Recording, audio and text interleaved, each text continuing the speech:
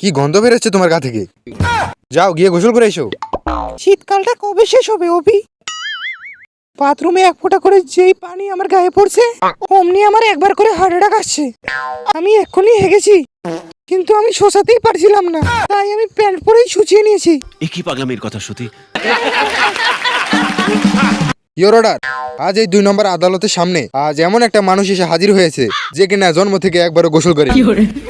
আজ অব্দি এর গায়ের গন্ধ শুকে প্রায় 500 জনের মৃত্যু হয়েছে। It's a straight case of attempt to murder, Your Honor. শীতকালে পুকুরে গোসল করতে না যাওয়ার কারণ? কারণ আমাদের গ্রামের পুকুরের পানি এতই ঠান্ডা, ওই পুকুরের মাছেরাও সোয়েটার পরে থাকে।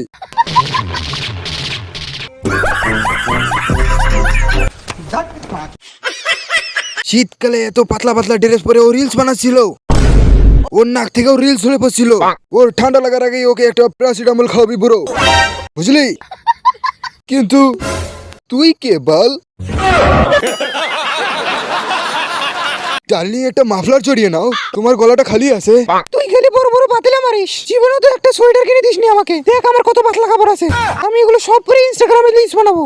বল তুই কি ছিড়বো না, জ্বালাবো। বাবু, তুই এবার কি পরে রিলস বানাবি? বাবা, আমি কাপড় না পরেই রিলস বানাবো। ভেবেছিলিস মাসে একবার গোসল করে সারা শীতটাই আমি কাটিয়ে দেবো? আমরা সবাই মিলে তোকে ধরে ফ্রিজের পানি দিয়ে তোকে গোসল করাবো।